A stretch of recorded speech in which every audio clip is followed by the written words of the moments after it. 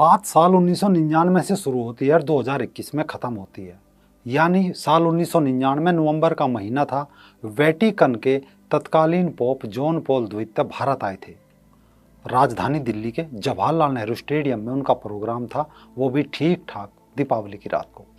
तो Roman Catholic church के pope John Paul द्वितीय अपने अनुयायियों को बता रहे थे कि ईसा की पहली सहस्त्राब्दी में हम यूरोपीय महाद्वीप को चर्च की गोद में लाए, दूसरी सहस्त्राब्दी में हम उत्तर और दक्षिण महाद्वीपों व अफ्रीका पर चर्च का वर्चस्व स्थापित किया और अब तीसरी सहस्त्राब्दी में भारत सहित एशिया महाद्वीप की बारी है।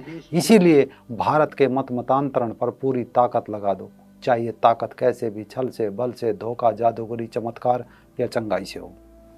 नमस्कार दोस्तों, रंग दे बसंती में आपका एक बार फिर से स्वागत है। मैं हूं राजीव चौधरी। राहुल का बयान क्या है या मोदी जी क्या बोले, टिकैत ने क्या कहा, किसान आंदोलन कब तक चलेगा, टूल किट हो या विवादित बयान, राजनीति की इन खबरों के बीच भारत देश के भोले भाले हिंदुओं के बीच जीसस की अवैध संतानें क्या गुल खिला रही है, एक बार वो भी देख लीजिए, क्योंकि जो पोप ने 21 साल पहले कहा था वो कहीं सच ना हो जाए। क्या मदद का प्रोग्राम है?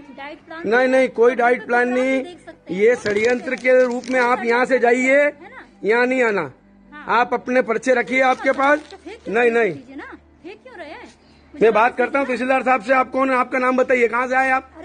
नहीं, आपका नाम बताइए पहले। घर बैठ के प्रोग्राम देखो, उसमें गलत क्या है? नहीं, आपका नाम बताओ ना पहले, कौन हो आप? गलत क्या है इसमें? आप मास्क हटाइए, आपका नाम बताइए पूरा। भैया इशू मत बनाइए। नहीं, कोई इशू नहीं है। कुछ गलत किया? मेरी बात सुनिए। बताना इसमें गलत क्या है? गलत ये है कि मेरी बात सुनिए। बताया आपको डाइट प्लान लेना है, साथ में आप नहीं, तो आप ईसा मसीह का प्रचार करने के लिए यहाँ आए हो। क्या है? आप भी तो प्रचार करते हो। नहीं, हम कोई प्रचार अच्छा नहीं। आप ईसा मसीह का प्रचार कर। आप डाइट प्लान बताओ ना, आप टेबलेट दीजिए।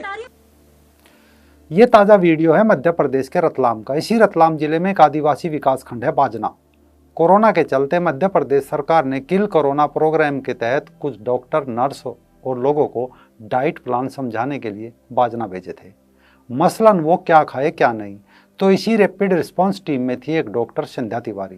क्रिप्टो क्रिश्चियन है, लेकिन इस महिला डॉक्टर ने कोरोना में अपनी ड्यूटी करने के बजाय अपनी धर्मांतरण की दुकान खोल ली।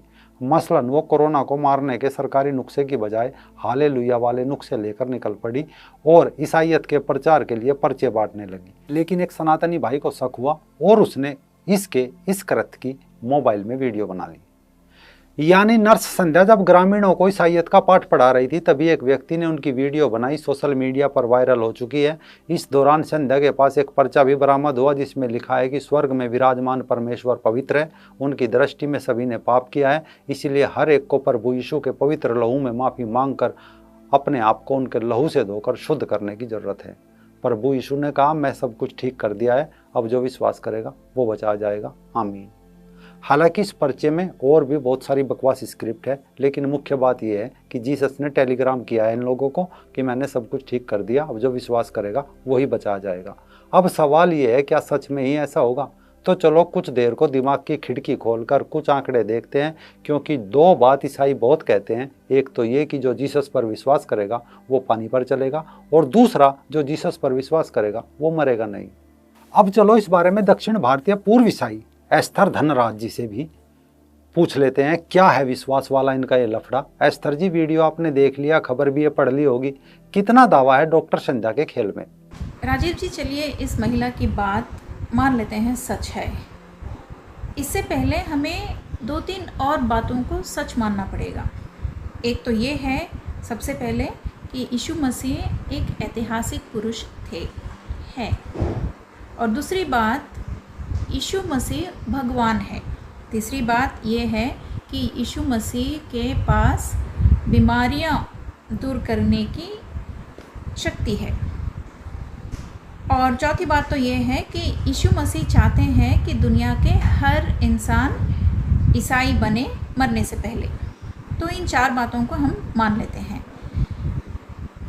तो अगर ऐसा है, ये सब सच है, तो ये कोविड का जो भी अवसर है, ये कोरोना वायरस का जो अवसर है, ये उनके पास एक सबसे बड़ी अवसर है ये बताने के लिए, ये साबित कर देने के लिए कि वे भगवान हैं। और कोविड जो है खुद उन्होंने दुनिया में लेके आई है, इसलिए कि वो साबित कर सके कि वो सर्वशक्तिशाली परमेश्वर है, बाकी सब बकवास है। तो ये भी बोल सकते थे अपने पादरियों को कि भाई बहुत हो गया, 2000 साल आपने बहुत मेहनत कर लिया है, अब मैं अपने हाथ में ले लेता हूँ और ये कोविड में भेज रहा हूँ दुनिया में, ये साबित करने के लिए कि मैं ही परमेश्वर हूँ। और एक ही झटके में दुनिया के हर इंसान को ईसाई बनाने की ये सबसे बड़ी अवसर थी उनके पास, पर ऐसा तो किया नहीं उन्होंने। एक के बाद एक नई वेरिएंट आती जा रही है कोरोना वायरस की, और 2 साल से लगे हुए हैं दुनिया के सभी देशों के साइंटिस्ट, मेडिकल रिसर्चर्स वैक्सीनेशन की खोज में। और सबसे ज़्यादा तो क्रिश्चियन देशों में मरे हैं लोग, और पादरियों को तो उनकी तो पूछो ही मत, वो तो मरते ही जा रहे हैं। तो अगर यीशु मसीह सच में शक्तिशाली है, भगवान है, और बीमारियों को दूर करने में उनमें शक्ति है, तो ये बड़ा ही अच्छा अवसर है। बहुत बहुत धन्यवाद एस्तर जी, आपने अपना टाइम दिया। अब जीसस तो इस दुनिया में नहीं है। क्यों नहीं है? शायद खुद पर विश्वास नहीं करते होंगे, अगर करते तो आज जिंदा होते अकॉर्डिंग टू बाइबल। इसके अलावा अब रही बहते पानी पर चलने की बात, तो क्या कारण है आज तक वेटिकन में करीब 263 पोप हुए और दुनिया में करोड़ों बिशप, पादरी और नन हुए, लेकिन एक भी पानी पर नहीं चलता पाया। बहता हुआ पानी तो छोड़ दीजिए, एक तसला पानी भरकर उसमें खड़े ही होकर दिखा देते तो लोग मान लेते कि हाँ, इनका जीसस पर विश्वास है। लेकिन बाइबल की कहानियाँ हैं, किस्से हैं, वही रटाए जा रहे हैं। और हाँ, जीसस पर विश्वास से एक बात और याद आई कि ये 263 पोप क्यों मरे? क्या इनका भी जीसस पर विश्वास नहीं था? ये तो जीसस के उत्तराधिकारी माने जाते हैं, यानी ईसाइयों के पिताजी, ये भी मर जाते हैं। खैर, जब बात विश्वास की आ ही गई तो सभी आंकड़े क्यों ना चेक कर ले कि ये पादरी, नन और बिशप क्यों मरते हुए भी जीसस पर विश्वास नहीं करते, और गरीब लोगों को बताया जाता है कि तुम जीसस पर विश्वास करो। एक एक करके अगर इस अंधविश्वास की खाल उतारी जाए तो एक अंग्रेजी वेबसाइट है वेटिकन न्यूज। इसी वेटिकन न्यूज की इसी 17 मई की एक रिपोर्ट है कोरोना को लेकर। ये वेबसाइट लिखती है कि कोरोना के चलते भारतीय चर्च ने 160 पादरियों को खो दिया। मतलब कहीं धूल आंधी में नहीं उड़े, बस कोरोना वायरस से मारे गए। ये आंकड़े 10 अप्रैल से 17 मई के बीच के हैं। रिपोर्ट अपनी चिंता जाहिर करते हुए लिखती है कि ये आंकड़े बहुत खतरनाक है, क्योंकि हमारे पास केवल 30,000 कैथोलिक पुजारी है। यदि 4 दैनिक मर जाते हैं तो ये हम सभी के लिए बहुत बड़ी चिंता का विषय है। इनमें केवल पादरी नहीं, कुछ बड़े बिशप भी थे, जैसे पंडुचेरी के कुड्डालोर आर्क बिशप एंटनी आनंद रायर, झाबुआ के बिशप बेसिल भुरिया, सीरो मालाबार संस्कार के बिशप जोसेफ पादरी नीलाकविल भी शामिल थे। रिपोर्ट का लिंक डिस्क्रिप्शन में पड़ा है, आप भी देख लीजिए, क्योंकि रिपोर्ट में ये भी बताया गया है कि ज़्यादातर वो पादरी और नन मरे जो गांव में जाकर धर्मांतरण का कार्य कर रहे थे। फिलहाल 26 नन और 14 पादरियों का इलाज चल रहा है।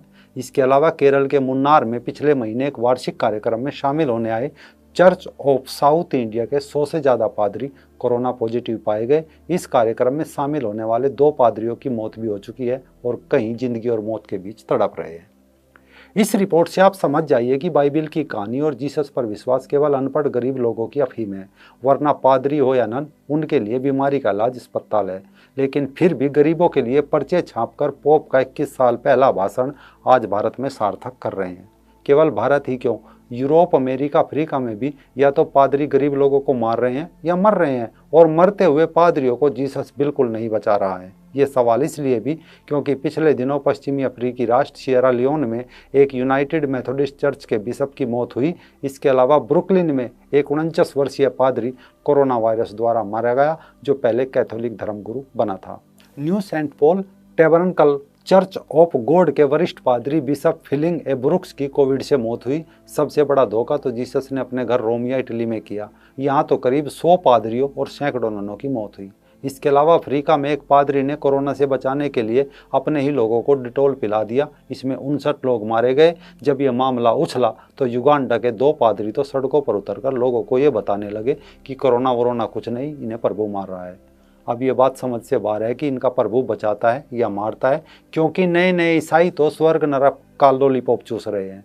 लेकिन ये जरूर तय है कि 21वीं सदी ज्ञान और विज्ञान की है। इस सदी में ये लोग अंधविश्वास और धर्मांतरण की ढपली जरूर बजा रहे हैं और कमज़ोर इच्छा शक्ति वाले आलसी अनपढ़ लोग इन पर विश्वास जमाए बैठे हैं कि जीसस आएगा, इन्हें जेट एयरवेज या इंडिगो में बैठाकर स्वर्ग ले जाएगा। स्वर्ग कहाँ है इनसे पूछो तो इस बात पर ये खामोश हो जाते हैं, क्योंकि इनके पास इनका अपना विवेक और ज्ञान तो नहीं है। ये तो पोप के आदेश पर मानसिक रूप से गुलाम कहो या गली मोहल्ले में घूम घूम कर पादरी और ननों द्वारा तैयार किए गए नए नए क्रिप्टो क्रिश्चियन है जो खुद को जीसस की औलाद समझ रहे हैं। बहरहाल धर्मांतरण करती डॉक्टर का क्या किया जाए, आप अपने सुझाव कमेंट बॉक्स में ज़रूर दें। साथ ही वीडियो 1-2 व्हाट्सएप ग्रुप में भी फेंक दें ताकि कोरोना से डरे लोग इनका अगला शिकार ना बन पाए।